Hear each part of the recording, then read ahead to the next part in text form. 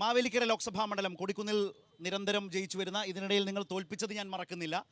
പക്ഷേ കൊടിക്കുന്നിൽ ജയിച്ചുകൊണ്ടിരിക്കുന്ന, നിലവിലെ sitting M P എന്ന നിലയിൽ നിൽക്കുന്ന കൊടിക്കുന്നിലിനെ ഇത്തവണ തോൽപ്പിക്കാനാകുമെന്ന് ഇടതുമുന്നണി വിശ്വസിക്കുന്നുവെങ്കിൽ എന്താണ് അതിന് ഘടകമായ കാരണങ്ങൾ മാവേലിക്കരയുടെ പശ്ചാത്തലത്തിൽ ആലോചിച്ചാൽ?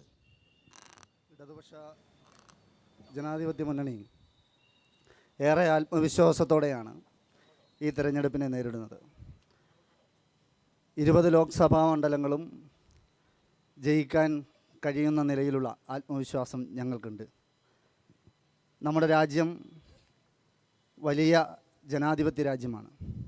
ആ ജനാധിപത്യ രാജ്യത്തെ പണാധിപത്യം കൊണ്ട് മൂടാൻ ശ്രമിക്കുന്ന 10 വർഷക്കാലം നാം കാണുകയുണ്ടായി. ഗ്യാരണ്ടി ഇല്ലാത്ത വാഗ്ദാനങ്ങൾ 10 വർഷം നമ്മൾ കാണുകയാണ്. ചെറുപ്പക്കാരുടെ തൊഴിലിൻ്റെ പ്രശ്നം, കർഷകരുടെ പ്രശ്നം, തൊഴിലാളികളുടെ പ്രശ്നം, ഇതെല്ലാം ഗൗരവമായി നമ്മുടെ നാട് ചർച്ച ചെയ്യപ്പെടുന്നു. പ്രത്യേകിച്ചും മലയാളികൾ ഇതെല്ലാം നന്നായി ചർച്ച ചെയ്യുന്നു. ഇപ്പോൾ ഗ്യാസ് ഉൾപ്പെടെയുള്ള വിലവർധനവും പെട്രോളിയം വിലവർധനവും ഒക്കെ ചർച്ച ചെയ്തുകൊണ്ടിരിക്കുകയാണ്.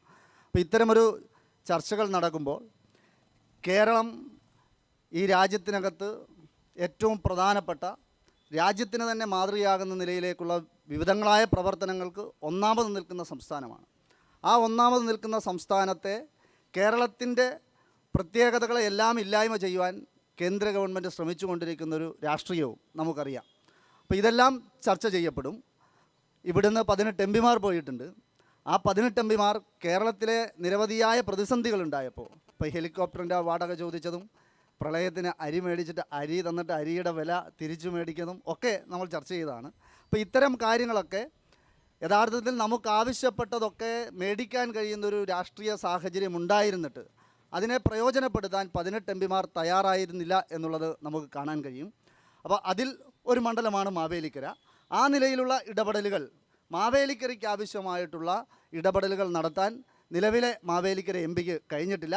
15 വർഷമായി മാവേലിക്കര, 15ഉം പിന്നെ അടൂരിൻ്റെയൊക്കെ ഭാഗമായിട്ട് വരുന്ന ഒരു ഏതാണ്ട് 35 വർഷക്കാലത്തിലധികം നമ്മുടെ നാടിനെ പ്രതിനിധീകരിച്ചുകൊണ്ട് എടുത്തു പറയത്തക്ക ഒരു വികസനവും നമ്മുടെ നാടിനകത്ത് നടപ്പിലാക്കാൻ മാവേലിക്കര എം പി എന്നുള്ള നിലയിൽ അദ്ദേഹത്തിന് കഴിഞ്ഞിട്ടില്ല.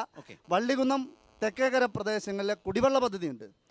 ഈ സംസ്ഥാന ഭരണവും അതോടൊപ്പം തന്നെ രാജ്യത്തിൻ്റെ ഭരണവും കോൺഗ്രസ്സിനായിരുന്നൊരു സമയത്ത് പോലും ആ പദ്ധതി, ഇവിടെ 4 കേന്ദ്രമന്ത്രിമാരടക്കമുണ്ടായിരുന്നതാണ്, അത്തരമൊരു കുടിവെള്ള പ്രശ്നം പോലും കൃത്യമായി പരിഹരിക്കാൻ കഴിയാത്തൊരു സാഹചര്യം ഇവിടെ ഉണ്ടായിരുന്നു. എടുത്തു പറയത്തക്ക ഒരു വികസനവും എം പി എന്നുള്ള നിലയിലേക്ക് ഇവിടേക്ക് കൊണ്ടുവരാൻ കഴിഞ്ഞിട്ടില്ല. അതെല്ലാം ഈ നാട് മാവേലിക്കര ചർച്ച ചെയ്യും. തീർച്ചയായും അഡ്വക്കേറ്റ് CA അരുൺകുമാർ മികച്ച ഭൂരിപക്ഷത്തോടെ മാവേലിക്കരയിൽ നിന്ന് തിരഞ്ഞെടുക്കപ്പെടും. അരുൺകുമാർ ജയിക്കുമെന്ന് ഈ അരുൺകുമാർ പറയുകയാണ്. അരുൺകുമാർ, അതിലൊരു കാര്യം, ഞാൻ മനോജിലേക്ക് വരുന്നതിന് മുമ്പ്, കുടിവെള്ള പ്രശ്നം എന്നതൊരു സംസ്ഥാനത്ത് പരിഹരിക്കാൻ കഴിയുന്ന ഒരു വിഷയമല്ലേ എന്ന് സ്വാഭാവികമായി തോന്നാം. ഇതിന് മാത്രം എന്താണ് പ്രത്യേകത? ഞാൻ താങ്കൾ എടുത്തു പറഞ്ഞതുകൊണ്ട് എനിക്കൊരു സംശയം കേട്ടപ്പോൾ തോന്നി. ഒരു പ്രാദേശിക പ്രശ്നമാണ്, പക്ഷേ അതിലൊരു ഊന്നൽ വരുമ്പോൾ എന്താണ് അതിൽ എം പിയുടെ റോൾ, എന്താണ് പ്രശ്നം? ഞാൻ നിയമസഭയിലടക്കം ഇതേ വിഷയം ഉന്നയിച്ചാണ്. അന്ന് പ്രിയപ്പെട്ട റോഷി അഗസ്റ്റിൻ മിനിസ്റ്റർ, ജലവിഭവ വകുപ്പ് മന്ത്രി പറഞ്ഞതാണ് എൻ്റെ സബ്മിഷന്. MLA ഏതാണ്ട് 32 തവണയോളം ഈ വിഷയവുമായി ബന്ധപ്പെട്ട് മന്ത്രിയുടെ അടുത്ത് സമീപിച്ചു. കാരണം കുറത്തിക്കാട്, ഇവിടെ ഇരിക്കുന്ന കുറത്തിക്കാടുകാരുണ്ടെങ്കിൽ കുറത്തിക്കാട് കയറി, അവിടെ ഒരു ജലസംഭരണിയുണ്ട്. നേരത്തെ പ്രഖ്യാപിച്ച ഏതാണ്ട് എൻ്റെ പ്രായത്തോളം വരുന്നൊരു പദ്ധതിയാണ്. ഇതുവരെ ഒരു തുള്ളി വെള്ളം അവിടെ ചെന്നിട്ടില്ല. വെള്ളം അവിടേക്ക് ചെല്ലണമെന്നുണ്ടെങ്കിൽ റെയിൽവേ ക്രോസ് ചെയ്ത് പൈപ്പ് ലൈൻ പോകണം. പൈപ്പ് ലൈൻ പോകണമെന്നുണ്ടെങ്കിൽ റെയിൽവേയുടെ അനുമതി വേണം. റെയിൽവേയുടെ അനുമതി തരേണ്ടത്, അതിനകത്ത് എം പിക്ക് പ്രത്യേകമായ റോളുണ്ട്. ആ റോള് കൃത്യമായി നിർവഹിക്കാൻ എം പി തയ്യാറായിട്ടില്ല. അതാണ് ഞാൻ പറഞ്ഞത്.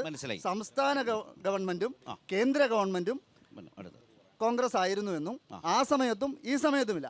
25 ലക്ഷം രൂപ 7-ാം മാസത്തിൽ നമ്മളിപ്പോൾ അടച്ചു കഴിഞ്ഞു. എന്നിട്ട് പോലും ഏതാണ്ട് 6-8 മാസത്തിന് മേളിലാകുന്നു, ഇതുവരെ അനുമതി നൽകിയിട്ടില്ല. അപ്പോൾ തീർച്ചയായിട്ടും കുടിവെള്ള പ്രശ്നം, വള്ളികുന്നം തെക്കേക്കര പഞ്ചായത്തിലെ കുടിവെള്ള പ്രശ്നം പരിഹരിക്കുന്നതിൽ വലിയ പരാജയമായിരുന്നു എം പി എന്നുള്ളത് കൂടി ഈ അവസരത്തിൽ. അങ്ങനെ ഒരു വിഷയം കൂടി ഉന്നയിച്ചുകൊണ്ടാണ് LDF ഇപ്പോൾ അവരുടെ ഒരു വാദം മുന്നോട്ട് വെച്ചത്.